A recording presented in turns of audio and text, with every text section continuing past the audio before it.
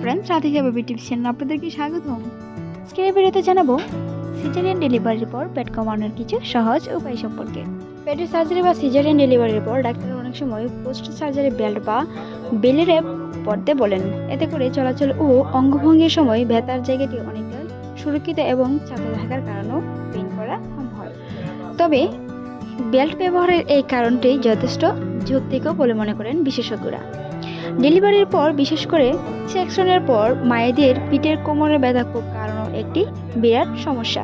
তাই তার উপর নবজাতক ব্রেস্টফিড করানোর জন্য হয়তো টানা অনেকক্ষণ বসে থাকতে হয়, যা ব্যাক পেইন আরও বাড়াতে সাহায্য করে। এই সময় একটি ভালো বেল্ট মায়েদের বেলিভিক এরিয়া, লোয়ার ব্যাক ও কোমরের ব্যায়াম বেশ ভালো কাজ করে। এই বেল্ট অ্যাবডোমিনাল মাসল অর্থাৎ পেটের পেশিগুলোকে সাপোর্ট দেয়। প্রেগনেন্সিতে স্বাভাবিক কারণে শিশুর আকার বৃদ্ধির সাথে সাথে মায়ের জরায়ু পেটের পেশিগুলোকে ফ্লেক্সিবিলিটি আয়তন বেড়ে যায়। তাই সন্তান জন্মদানের পর এই ভর্তি পেশিগুলো আস্তে আস্তে আবার আগের অবস্থানে ফিরে আসতে থাকে। সেক্ষেত্রে অনেকের ক্ষেত্রে 1 থেকে 2 মাস কেটে যাওয়ার পরও পেটের পেশি ও ত্বক বাইরের দিকে আলাদাভাবে বেরিয়ে আসতে বা ঝুলে পড়তে পারে।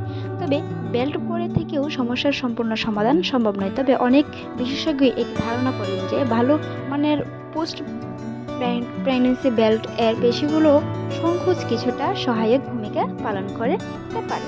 তাই সেক্ষেত্রে বেল্ট ব্যবহারের এই দিকগুলো অনেক প্রসব পরবর্তী সময়ে একটি অতি প্রয়োজনীয় উপকরণ হিসেবে ধরে নিয়েছেন। তবে সেই সাথে এই ধারণাকে পুঁজি করে কিছু মার্কেট এই বেল্ট বডি শেপিং করে কিংবা বেলি ফ্যাট কমায়, এই কথাগুলো তাদের পণ্যের তথ্যের সাথে ছুড়ে দিয়েছেন।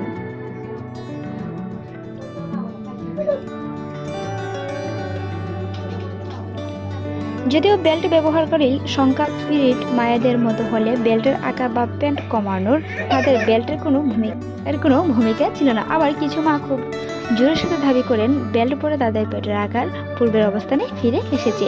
এই ধারণা জন্মানোর পেছনে